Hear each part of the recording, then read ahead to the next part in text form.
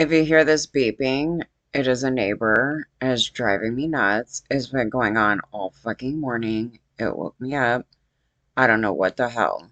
I'm assuming nobody's there. This has happened before. It's because the place is a pile of shit. Fucking illegal fucking property. We're trying to get out as soon as possible. This has been a nightmare, okay? This story is awful.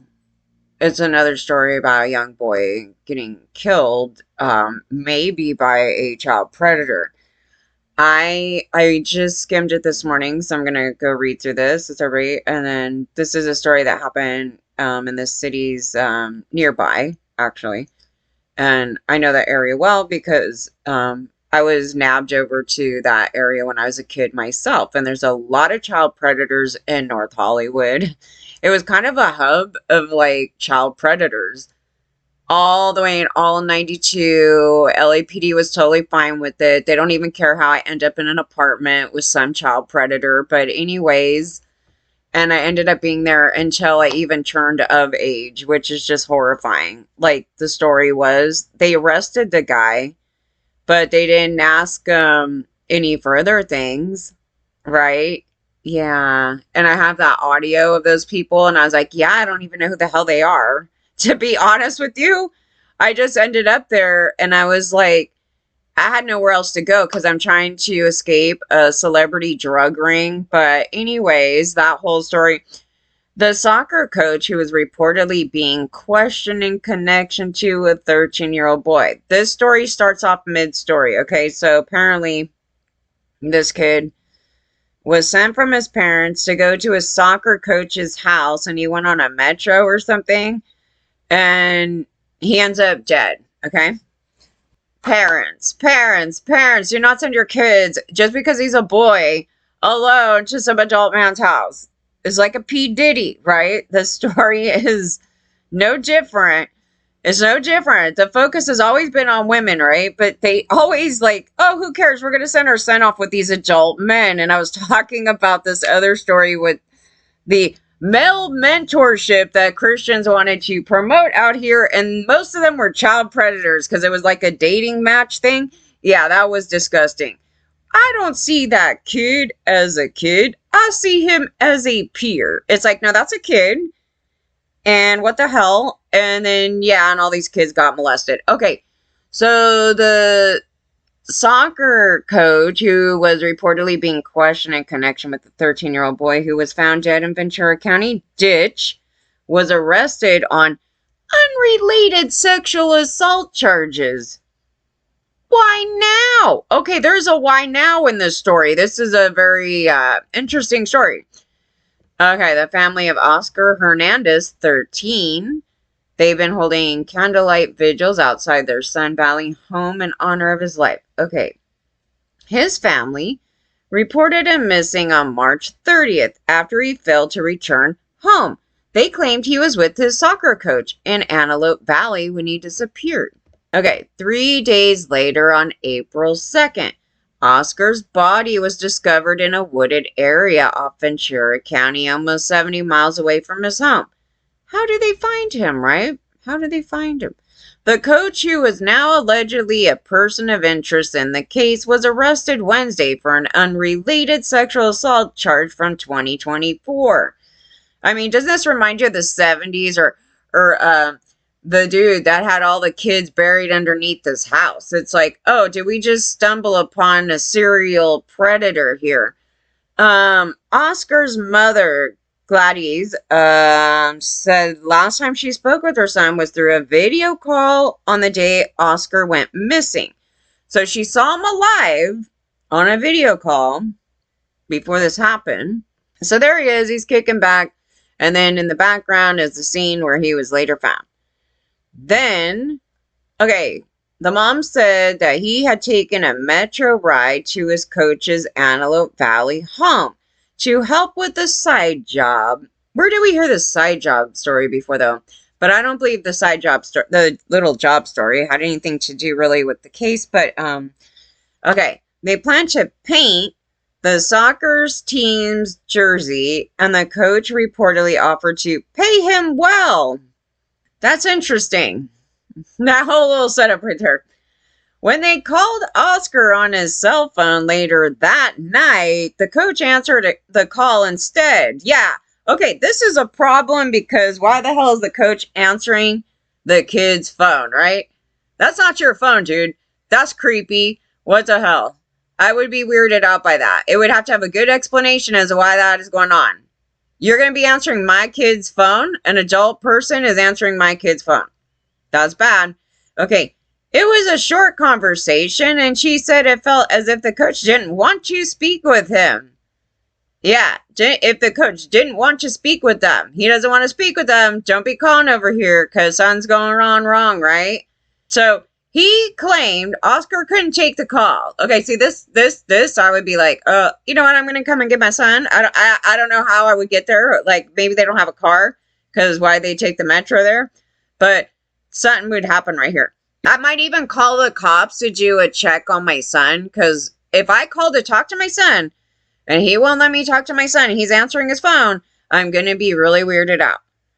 And then they said he couldn't take the call because he had paint on his hands. Well, he could talk on speakerphone. Right? It's crazy. I'm not blaming the parents. I'm just saying that the perpetrator did something right here. Okay, so days later, Oscar's body was located by police following a search. Yeah, how did they get to this location though, you guys? Watch. His family remains devastated and is desperate for answers. Okay.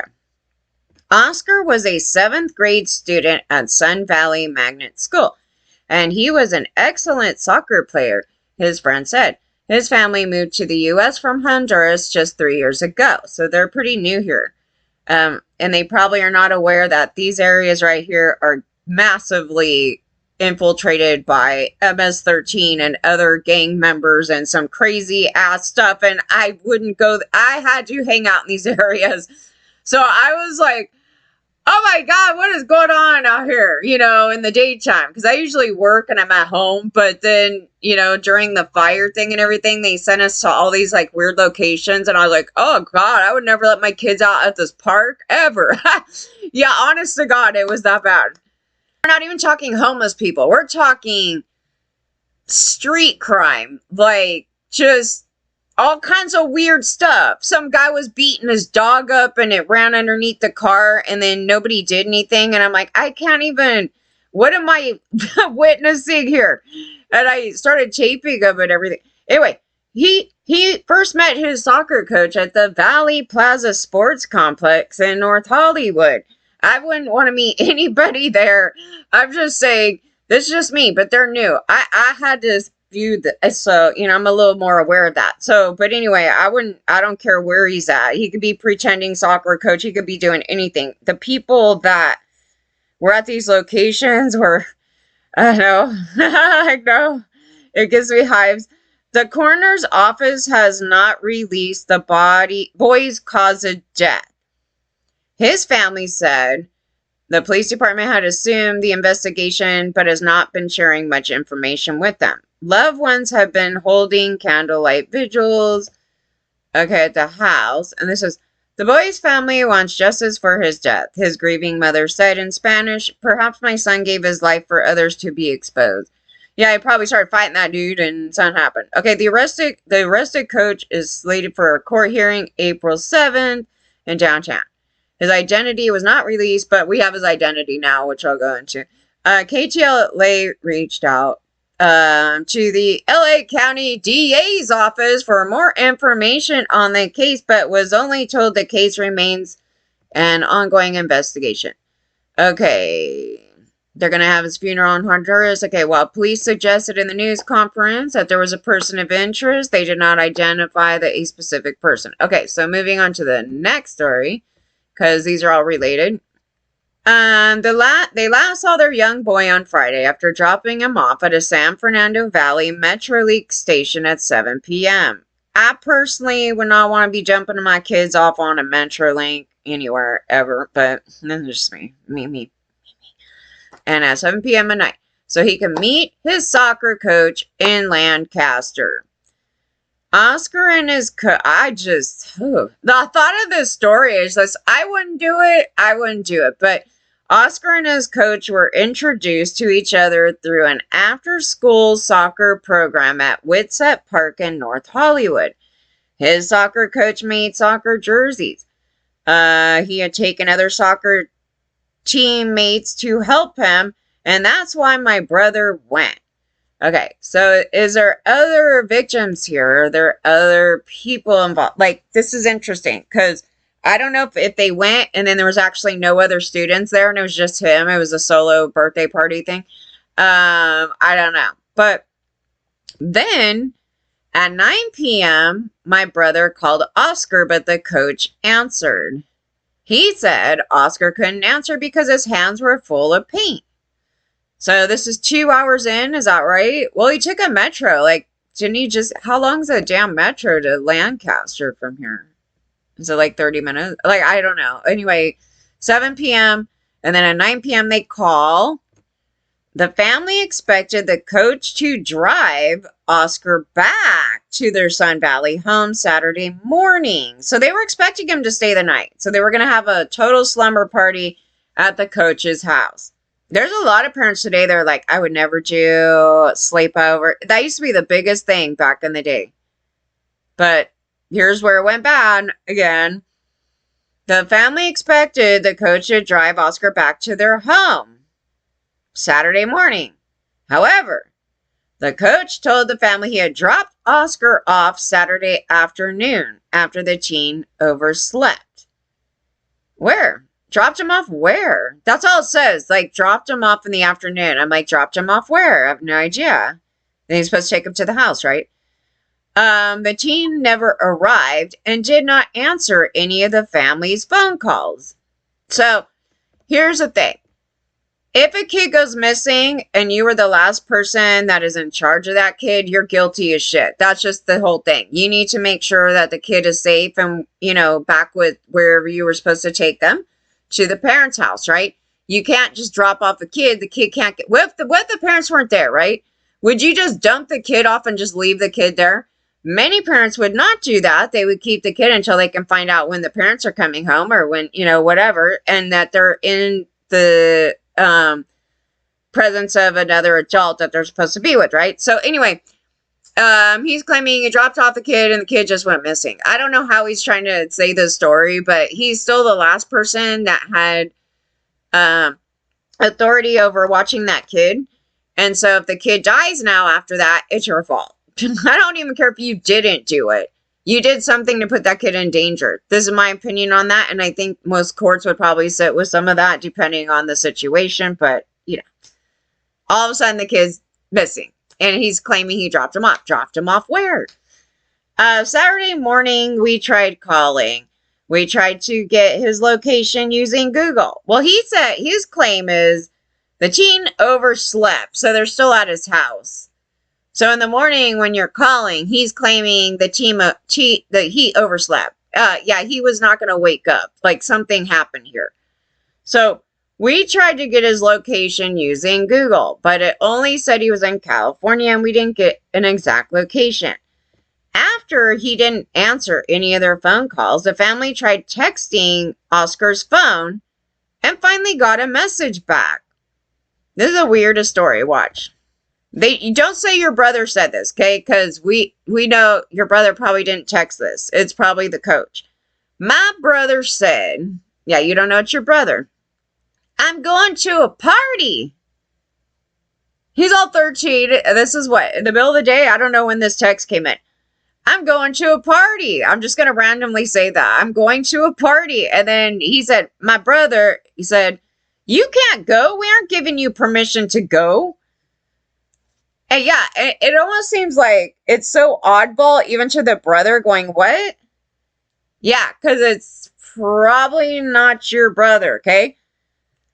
Because I think it's the throw-off story. Oh, your brother went to a party and then somebody did something over there. It was a totally different thing. But where did he drop him off, right? That's another thing. And we don't know the time of that text. That's totally bizarre. What if it was in the afternoon? I'm going to a party. Oscar then texted his family that he was in North Hollywood and refused to be picked up at Whitsett Park. Do we know it's him, though? Somebody's texting the family. Somebody's texting the family. Those were the last texts relatives said they received from the 13-year-old's phone. Yeah, so we don't know if he even checks that. That could have actually just been the perpetrator. That's all it says. Text it, not phoning, texting. Anybody could text. He had his phone. You guys already knew from the very beginning. He picked up your kid's phone the night before. I'm bothered by that.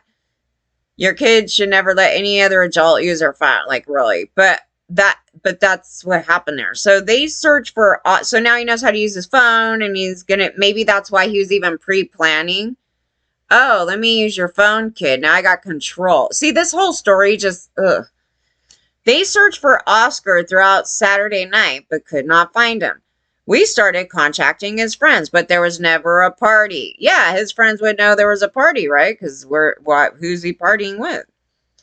His friends never saw him. After talking to Oscar's friends, the family called LAPD on Sunday morning to report him missing. Oh, they waited that long. Oh, I see me. I just know better because we've been a victim a million times over. This thing right here. We wouldn't have this. Don't let me talk to my son. My son's saying he's going to go to a party. Is this a normal thing my son does? All of a sudden, no one's seen him, right? Like, you haven't really actually seen him. You haven't really talked to him. And all he was supposed to do is go to a soccer thing and come home the next day. And the person that's supposed to take him is a soccer coach. So I would have called the police right away on the soccer coach. That's just it. Mostly after, okay, here's where it would happen. So I would have been weirded out by him not getting on the phone. I would have told him, put him on speaker. Put him on speaker. I would have been really funny about it. And I would have probably called back a little bit later because I'm that anal about stuff. So then just to make sure. But then by come the next morning, his job was to take the kid back to my house. If that don't happen, cops should have been called right then. Time matters because you might have been able to catch him mid-driving somewhere. This is just for future purposes for people. I know it's different when you're going through it because you wouldn't. I expect it. Like me, I expect they're all predators and I expect they're going to do this. And yes, they do. They're chronically plotting shit. Okay, LAPD is terrible. So LAPD Elite Robbery Homicide Division took over the missing persons investigation 2 days after the disappearance, which led them to a small wooded area along North Harbor Boulevard adjacent to the McGrath State Beach. Yeah, what led them there, you guys? Pray tell, what led them there? Was it the kid's phone that the guy had in the car with him? Was that it? There's some way that they track where this kid was at. So it means that they know how the kid got there. From who? Something in the story, right? Something in the story. Because it led them to a very obscure area. It wasn't, oh, somebody ran across a body. Okay, it was in a very obscure area. One of the ways that they could do this. Well, GPS trackers, yeah, but I don't know about the car thing, but the phone, right? The phone, because the phone is being used to say, I'm going to a party. Well, someone has the phone, right? These phones get pinged and it'll move around, right? So just because the parents and them couldn't get that access, the police definitely can. So, but I don't know what else they did. So they may have got it through, they could have got it through a couple of other means. But it means they know something, okay? I'm just saying. It's just, the story is awful. There's detectives with help from the FBI, right? Okay, so FBI with all their check, yeah, that thing. Okay, so discovered a body matching the description of Hernandez. As the investigation is ongoing, a cause of death has not been provided. We've developed a lot of information that is not really publicly releasable at this time. The LAPD chief, Allen. We're going to make sure we conduct a thorough investigation, that we determine all the facts, and if we do identify somebody, we're going to bring them to justice. Okay, soccer coach questioned in the 13-year-old's death, arrested for 2024 sexual assault. All right, so he has a history. Would you want to keep, if you knew this, the parents, I just want to let the parents know. I mean, I'm questioning all the parents out here. If you knew, you should always assume they're all rapists, okay? Because they tell us they're all rapists and we should never, be alone with any man ever. That if you knew this ahead of time, that this soccer coach had allegations of sexually abusing children, would you have let your kid go there alone? You shouldn't anyway, but I'm just saying, if you knew that fact, because then I would say there's something wrong with the parents and they should probably get in trouble too. But if you heard these allegations, would you put your son alone and let him stay the night at a guy's house where he has sexual assault allegations on somebody?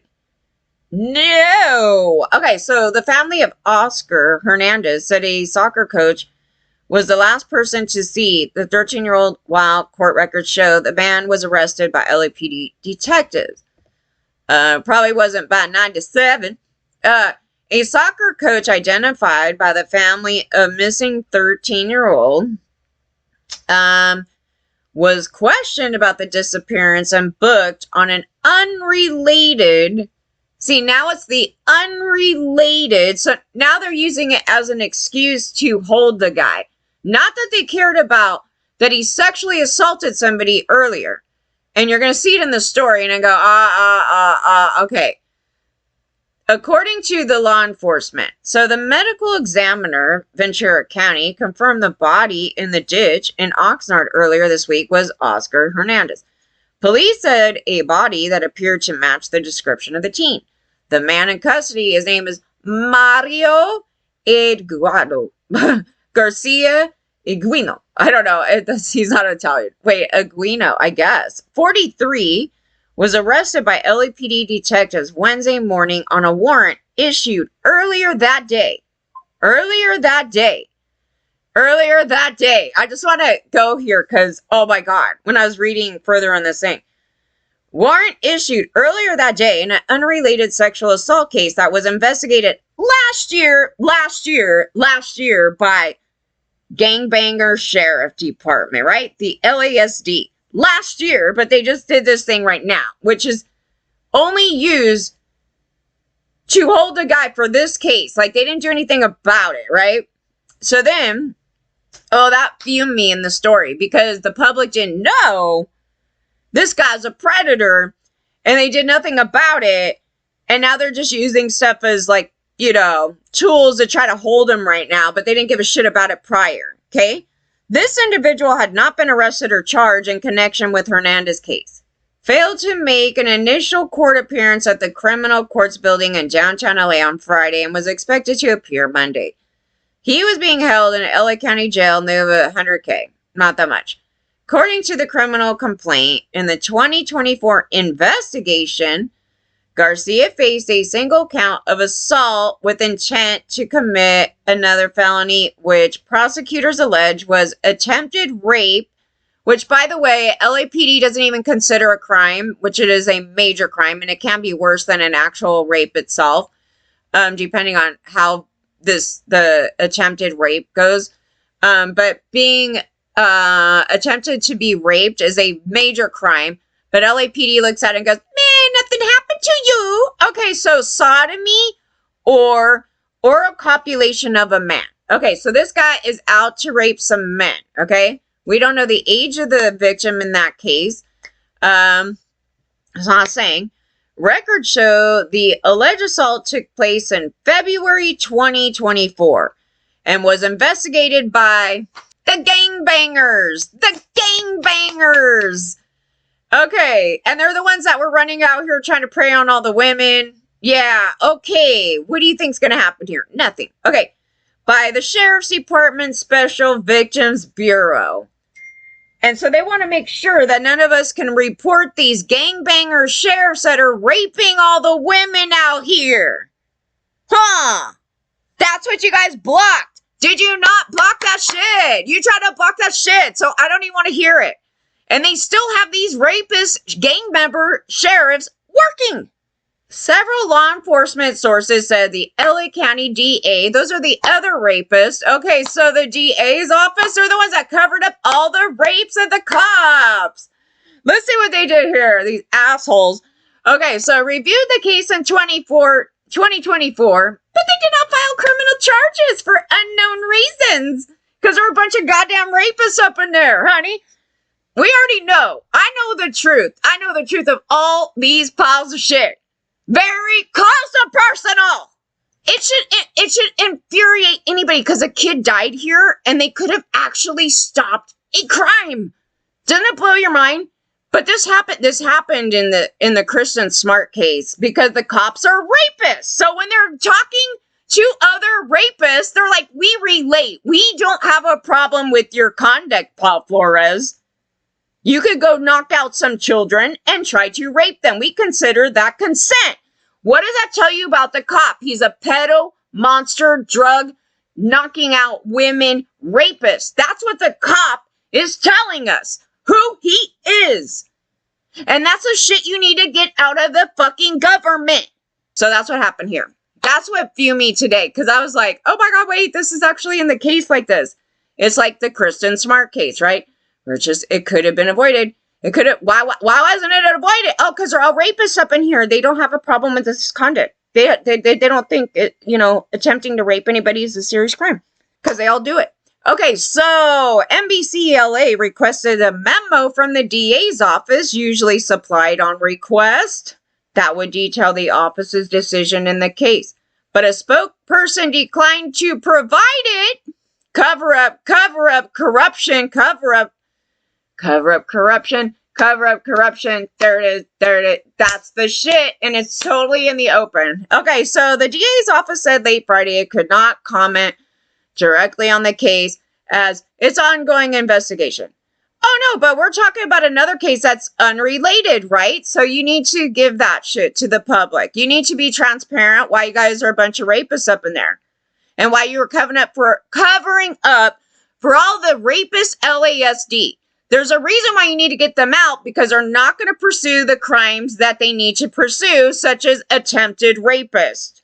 Because they're rapists. Rapists don't go after other rapists. Unless somehow it helps them out, makes them look good or something to cover up their own rapist conduct.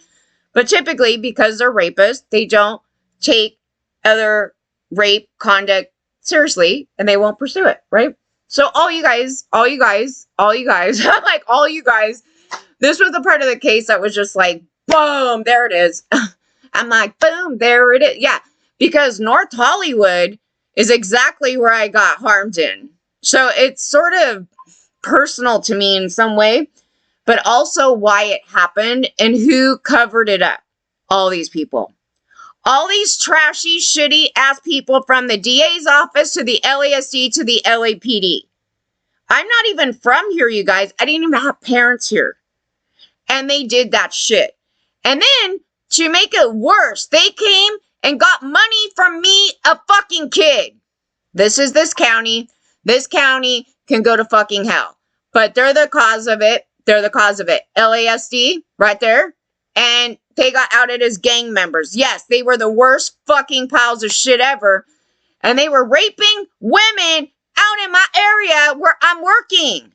People don't live in that city. It is an industrial area. They think they get away with it. They got away with it 2 decades. So you think they're going to have a problem with some man trying to have sex with some dude. That's how they look at it. What is the crime? Attempted rape, sodomy, or oral copulation of a man. Oh, okay, so what's their version of it? I was just trying to have sex with them, and they consented and blah. Okay, there's their version. So what did these guys do over there? They lured a woman into their vehicle and raped her in the vehicle in 2001. Who covered it up? Oh, the DA's office. Oh, okay. So then the public didn't know there's a bunch of gangbanger rapists out there. There's a group of them. It was like a dozen of them. And then it covers up them trying to hit on me.